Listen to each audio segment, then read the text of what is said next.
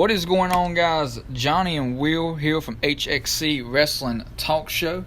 We're talking about a few things on this episode. We're talking about Crown Jewel, the build going into Crown Jewel with Braun Strowman facing Tyson Fury, and also Brock Lesnar facing Cain Velasquez. That's going to be...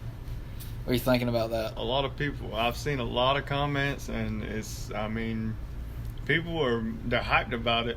But now you got people talking trash about it, talking about, let's just get a bunch of people and take them from another sports entertainment center. And which WWE's done in the past. Several times. It's business. Yeah. Come on now. AEW's been doing it for the past how many weeks? They're taking everybody from WWE. Well, yeah. That's off the. I think they're talking about on the grander scale of like having superstars from like bigger sports, industries and like boxing and MMA and stuff like that. But you got to think, you got Mike Tyson was in WWF doing an angle with DX and everything. Floyd Mayweather in Big Show, and then you had Mike Tyson. So not Mike Tyson, but Mr. T. Mr. T was in, WWF back in the day, doing promotions kind of like this. So we've seen this before. I think everyone's just kind of freaking out. They really everybody know just the slept facts. On it, and yeah, you can't do that with WWE. You don't ever know what to expect. I think it's going to be good for both aspects, both the world of boxing. Bringing Tyson Fury. I'm hyped about it, honestly. I can't wait to see how this turns out. I think it's going to be good because, we only got 3 weeks to build it. You know what I mean? Well, technically 2 weeks because you're not counting the rest of the weekend. You know what I mean? You're starting Monday. You're building the match. And now with the brand split, with the draft coming into play, Braun Strowman is now on SmackDown. Yeah. Brock Lesnar is still on SmackDown, or he's still a free agent to this in this time. So he can either be drafted to either Raw or stay on SmackDown. I don't see Brock Lesnar leaving SmackDown. I'm hoping he doesn't. I want Rollins to stay on Monday Night Raw. But we're just going to see what happens because, they're not going to have both championships on one brand. Yeah. There's going to be a title for SmackDown. There's going to be a title for Monday Night Raw. So you got to think about that playing into the aspect of how they're going to build both of those matches, because if you have both cards being on one show, which is Friday Night SmackDown, it's going to be a lot easier because you have Cain Velasquez and Brock Lesnar, and then you have Braun Strowman and Tyson Fury. So, and I don't see Tyson Fury being in WWE until Crown Jewel. I don't either. I think he's going to lay low. I think they're going to build it up in their own standing, but I think Tyson Fury is going to wait to show up again until Crown Jewel. I'm really interested to see is how they're going to do. I seen recently where Cain Velasquez just was signed for a multi-year contract, and be prepared to see more of Cain Velasquez on the WWE program, and that right there, I'm thinking, from what my point of view, I'm thinking wherever Brock goes, that's where Cain's going to go. Yeah, I agree. I do agree, and to an extent, you got to think about Crown Jewel, this being a big event in Saudi Arabia. I believe this is the second Crown Jewel to happen, if I'm not mistaken. I think so. So you got to think there's a big fight feel on both of these matches, because this is almost like a big house show in a sense. It is a WrestleMania caliber event, which takes place in Saudi Arabia. I think that we're going to see good booking leading up to these matches, especially with Paul Heyman. Paul Heyman going out there last night and just completely killing it with the promo that he cut. The man's money on the mic. You can't knock him for anything. He's just really good at promoting a fight. And even the press conference, he kind of went out there and stole it, in my opinion. He really did. Like, he came out there and said, let me inject some, basically personality in the room. I really like that statement he kind of invoked. Now, I really like Brock Lesnar speaking about the fight, too.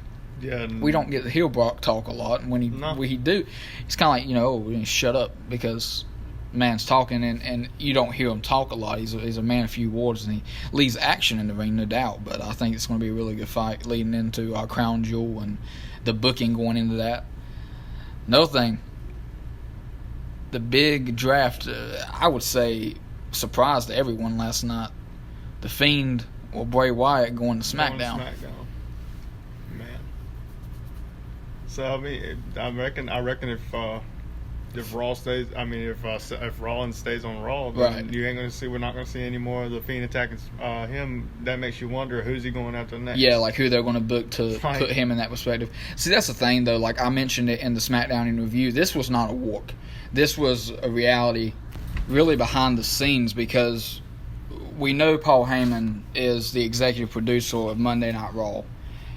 And from what everyone was reporting on, from backstage, he really wanted to keep The Fiend on Monday Night Raw. That was something that he really wanted The Fiend to stay on, was Monday Night Raw. The Fox executives obviously had their hand in it. I don't know how much money they threw at WWE to get The Fiend to their brand, but I think it's a wise move. I really do. Because the booking's everything at this point. We mentioned about The Fiend being unstoppable as it is. If you can get him against the right opponent, I'm going to say it again. Roman Reigns is on SmackDown. The Fiend's on SmackDown. I would love to see Roman Reigns go at The Fiend. Oh, yeah. I really would. I think that would be a good match. I think the booking would be good. We see that angle that was similar to what happened with, Luke Harper and Eric Rowan. You know what I mean? With the Roman Reigns angle. That would be something interesting that could possibly play back in with Roman Reigns again. I think they have the opportunity to make The Fiend really shine in this, and what better way than going after the top guy in sports entertainment, in my opinion, and on the blue brand, which is Roman Reigns. Yeah. And it's not for a championship. We talked about how we don't want The Fiend to be a champion yet. Don't throw him in a championship match. Throw him in a regular match. If they book him right and they do like they're going to do, then he'll be fine. I think he would. But if they sit there and they throw him in a title match this quick and soon and stuff, he's going to burn out like a cheap candle. I swear to God, it's just. I agree. I agree with that. Because, see, the thing about The Fiend, when they brought him out and he did the Firefly Funhouse segments and everything, it was something new, it was something different. People were like, oh, Bray Wyatt's back. And then when he debuted the mask, it was like everything stopped. You know what I mean? There was a still moment in the company because they didn't know what direction we were going to head in. And I remember when The Fiend debuted and, the camera kind of zoomed in on his face and you heard the fans going insane about that. You know what I mean? You got to really like capture that moment. I think they did, but they got it way too much with the Seth Rollins and The Fiend at Hell in a Cell with the Universal Championship being at stake. Like we talked about before, if they would have just made that a regular Hell in a Cell match, I think it would have been so much better because you don't have anything to lose. You know what I mean? Yeah. It would have just been strictly there to punish the next opponent, which would have been Rollins, and it would still let The Fiend get a win over, but not be a champion. But that's what they didn't do that, sadly. But I do feel like they are righting their wrongs by putting him on SmackDown. You know what I mean? Yeah. I think he's going to be good on it. I really do. I seen an article earlier that really got my attention too. That a lot of people are talking about what's going to happen with the people that are in real relationships. Like you got Becky and you've got Seth and you've got Charlotte Flair with Andrade. Yeah. And then you got it just goes, the list goes on and on. But everybody's talking about when the brand when they split and all that mess. If they're going to still be back together. Yeah. So you got all that drama going on into the same thing. So everything that's going on like it is. You got Bray Wyatt splitting up with Seth, and you're getting that torn apart, and now you've got relationships being Yeah. Well, it plays a factor in. I know the backstage, everyone's at each other's shows. I know they try to keep that separate on the screen, but in the reality of it, if you are at Monday Night Raw, you got SmackDown Superstars in the back. Oh yeah. They travel together. You know what I mean? They may have different states that they might be performing in, but they're going to be doing live shows together and stuff like that. So I don't think they're going to really break up relationships in that extent. I think this is more so for the on-screen, I guess you could say, like, formula to have a brand split between Raw and SmackDown, and strictly, USA Network and Fox, because they. I don't know if you watch. Do you watch the when they were like reacting and everything last night? How they had the war rooms for both USA and Fox. I saw bits and pieces of it. That was really cool to me. I like that. I liked how they kind of gave us a background into the network executives' offices and kind of. It might have been staged either way, but I still like the way that it was replicated out. Yeah. You know what I mean? Because we do know to some extent that, like we mentioned a while ago about Paul Heyman with The Fiend, it was not a walk. He really wanted The Fiend to stay on Monday Night Raw, which, like I said, he lost him. But then again, he did gain, I feel like, some good people. Ricochet staying on Monday Night Raw. The OC stayed on Monday Night Raw. Becky Lynch stayed on Monday Night Raw. Seth Rollins still a free agent, but I feel like he's going to go to Raw. I really do. Which I knew last night when it was when the drafts were being picked and everything else. I knew somebody was going to grab the Fiend, and when I didn't see Paul grab him, I knew that SmackDown was going to get him. Yeah. I mean, it just went too long, and without him being in the mix, and it was bound to happen. And I mean, you've got to think of stuff. When I've seen when the Hell in a Cell pay-per-view, they were talking about that tickets weren't selling right and all this mess. So they got the Fiend. Actually, the reason that a lot of people come to Hell in a Cell was to see the Fiend. That's probably why so many people got so pissed off after. Yeah. You know, it turned out like it did, but again, I mean, the character, the character and the booking of that event itself is going to be something people want to see anyway. Because, the Fiend, and not even the Fiend, but Bray Wyatt himself, he's always been a great competitor. Oh, yeah, ever since his Husky Harris days. Yeah. I mean, God, the dude's been... going into his in-ring promos, his impromptu in-ring promos, where we really need to highlight that. It's not scripted. That's him talking. Yeah. He's amazing on a microphone. So anything you put Bray Wyatt in, I feel like is going to sell. You know what I mean? Because they know what he's capable of doing. And just adding the Fiend persona to him, I think it just kind of boosted him up above. The thing with Bray that got me the most of stuff is when he was doing the whole Wyatt family thing. He was sadistic as hell. Oh, yeah, most definitely.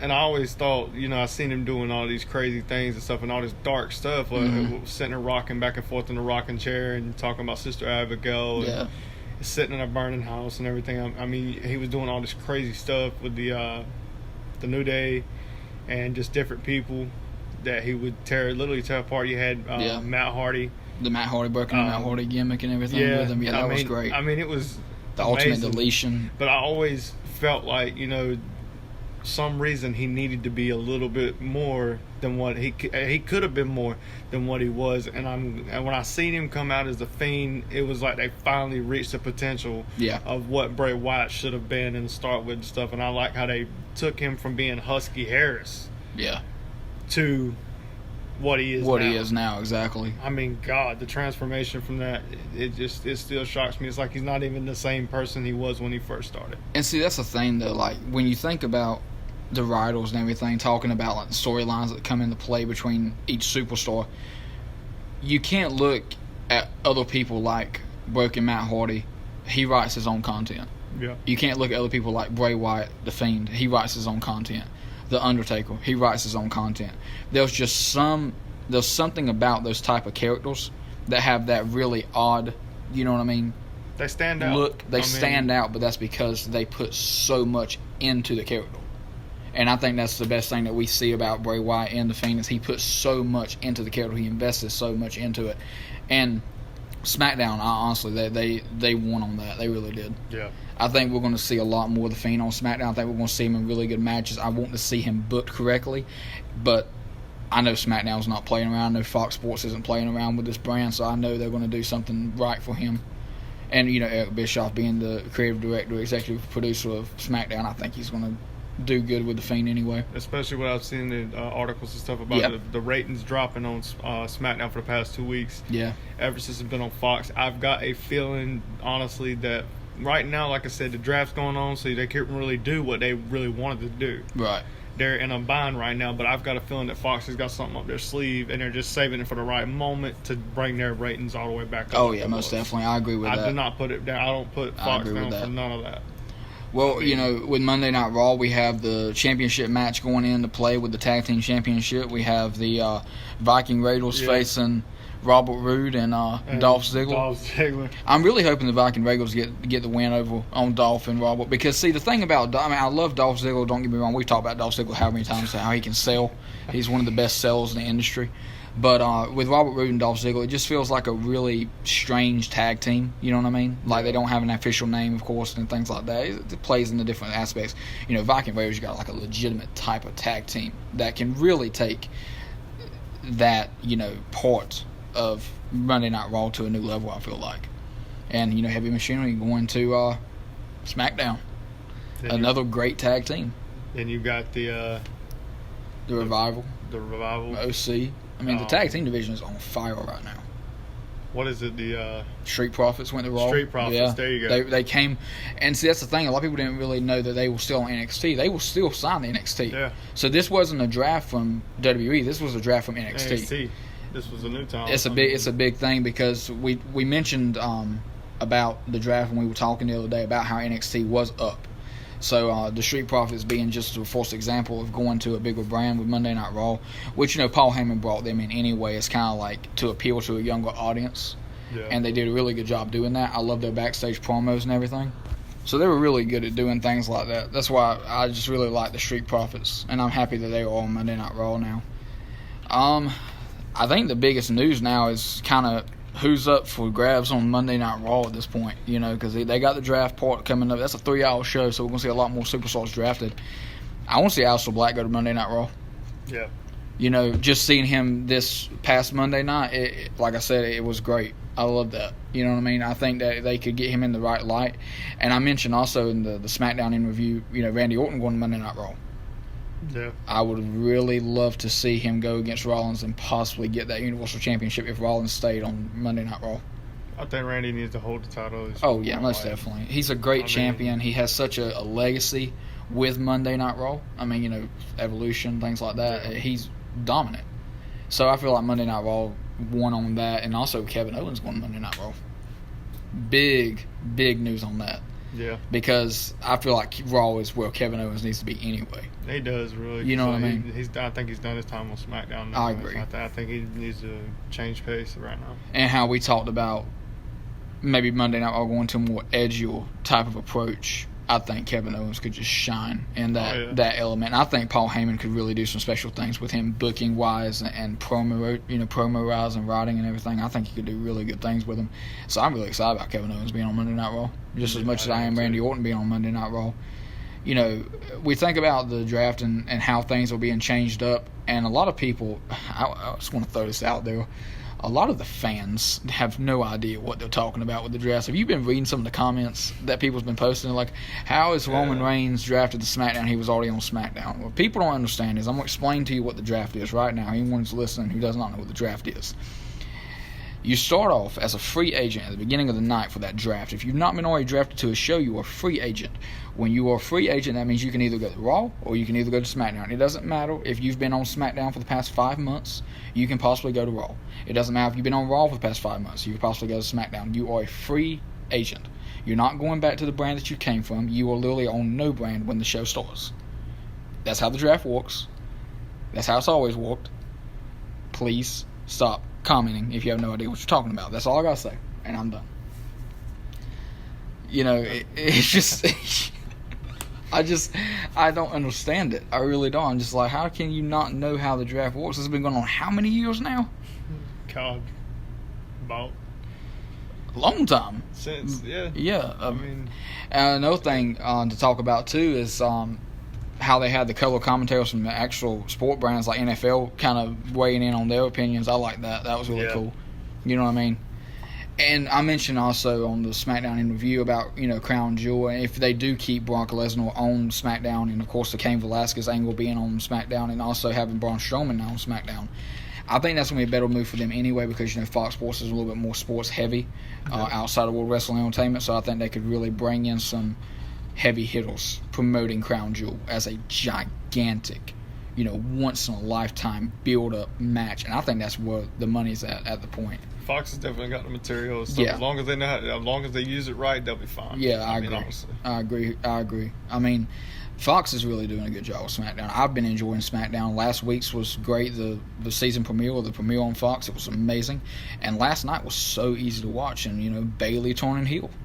Yeah, I was excited. That's exactly what I was about to be my next subject. I was wondering when the time was gonna hit, and it's like she just finally snapped, and wow, I mean, came out with the Bayley buddies and cut them down. I was excited. Like, oh my god, I've waited for this moment.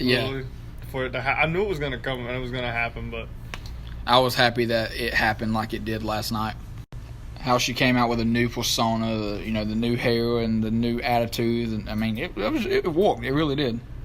And then she got the win. And then and picked up the title. And picked the title up, which leads me to my next thing. I want to see Charlotte go back to Raw. I really would. I would love to see Becky Lynch and Charlotte Flair fight again for that, Raw's Women's Championship. I would really like to see that match. I mean, I don't know. There's just something about it that I feel like the bookings there, they could definitely do it.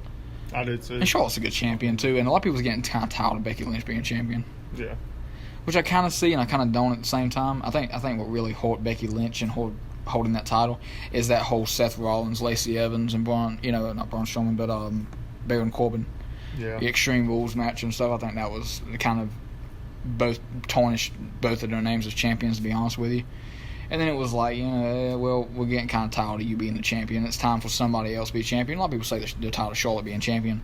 But the amount of mad faces that Bayley got for winning that title on like social media posts and everything, Facebook being example, it was insane. I mean, you got to remember stuff that anybody can sit out there and stuff. Oh, we're not tired of seeing her as champion and stuff. You're gonna get that. Yeah. But you got to look at it like this too. Stuff. You remember when CM Punk and the champions before him held the title as long as they did. Everybody got there was some that wanted, that was glad he was still champion as long as he was, and right. But then you got people that were same, that were pissed off in the same sense, because you think about a champion and stuff. If you go all the way back and just take any title, they hold it for years and years and years. You see that same person with the same belt. I mean, it burns out. I think it gets old after a while. Well, we've seen that, especially with John Cena. John Cena held the WWE Championship for so long. I think people kind of knew about associated him with that championship every time they saw the WWE Championship, and John Cena didn't have it. Automatically called John Cena, yeah. You know what I mean? They were like, "Oh, where's John Cena at? Why is he not holding the belt?" They could have been not watching wrestling for a whole year and be asking that question. You know what I mean? I remember, like I said, I remember growing up. Every time I looked at it, he was always the one holding the WWE Championship. And they did a good thing with Adam. Edge being a champion for a little bit. He was a great heel champion. So, you gotta kind of mix up things a little bit. And then there was a whole time when John Cena went to SmackDown and was holding the World Heavyweight Championship. Yeah. And, the WWE Championship spinal belt that he was associated with was on Monday Night Raw. And you have people like, Triple H and Randy Orton fighting. To me, that was weird. Seeing him hold the World Heavyweight Championship. I was so used to seeing him with the WWE title and the spinning belt and everything. Yeah. I just, when he got the World Heavyweight, it just didn't.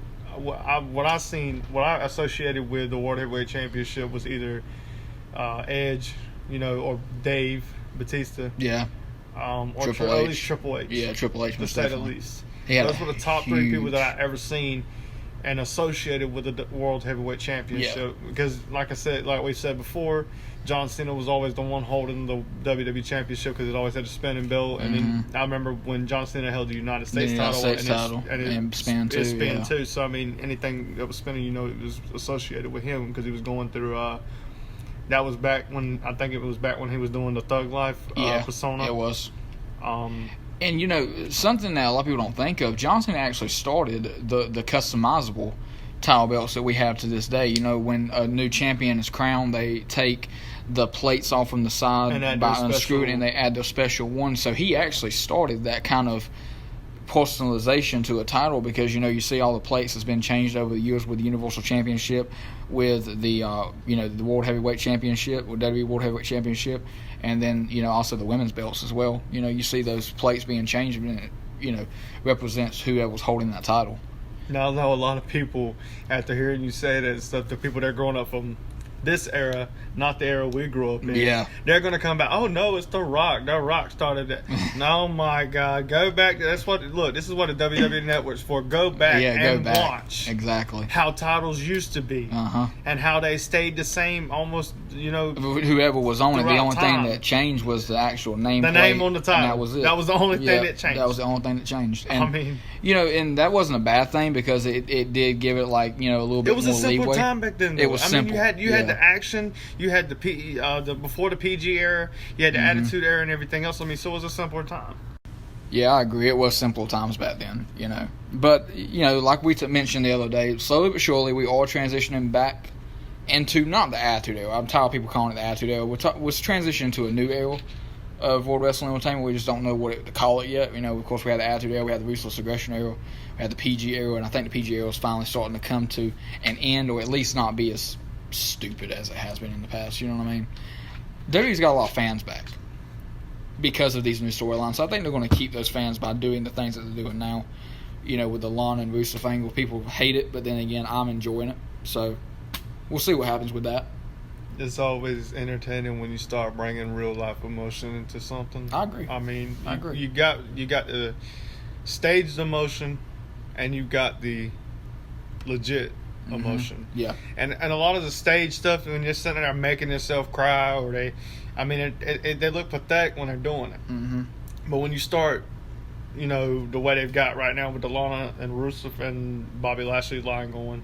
Yeah, it's actually, you can tell it's really pissing him off, and it's it's always better to just when you see the actual emotion get into the storyline somewhere, because when you bring real life emotion into it, you're saying this stuff. It's not just the scripted stuff that you see all the time, or most of the majority of the time. You actually see real life emotion and stuff, and it makes it a lot more interesting and entertaining, because when they get in the ring, some of them go off script. Mm-hmm. They'll have the match scripted out and everything and all that mess, or whatever's going to happen, but then they really get pissed off. Yeah. And then they take it over, because you look back in the old fights between John Cena with I think it was JBL when he hit his dad or something, or was it Randy Orton? It was Edge. It was something like that. Slapped his dad. He slapped his dad and stuff, and John Cena really pissed him off and stuff, and then he had him taking off the turnbuckle and everything else. When you start like I said, you bring into that, and it makes it a lot more interesting show. I think, like we said the other day, I think Paul Heyman's going to do a really good job with Monday Night Raw. I think he's going to put it into more an adult aspect, and I think he's going to, SmackDown's going to be a little bit more wrestling heavy, a little bit more kid friendly in that sense. When you talk about the best out there with manager wise or anything and stuff, I from my point of view, I don't care what nobody says. You've got to pick Heyman. Yeah. Look at every person that's ever went with Heyman and stuff, and they sided with him and everything. He's always knew what to do, because he knew what he was doing. Yeah, I agree. Back even when he was the manager of SmackDown back in the day, I think he did a great job with that.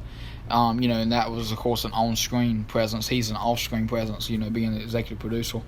But I think he's doing a great job so far, and I think, Eric Bischoff's doing a great job with SmackDown so far.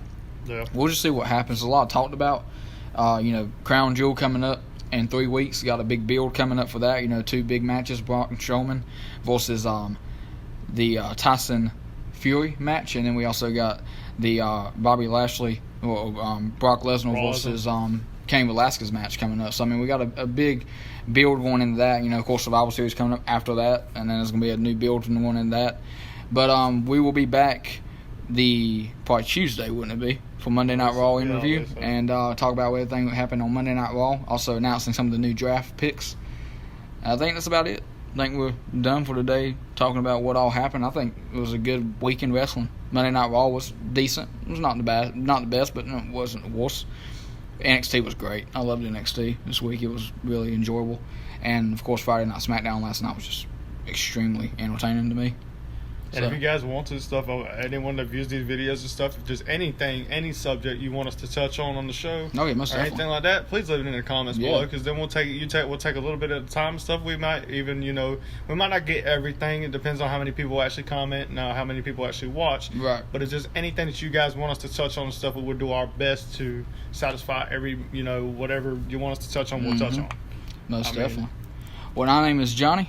My name is Will. Will from HXC Wrestling Talk Show, and this has been your weekly podcast ending episode. You guys have a good day.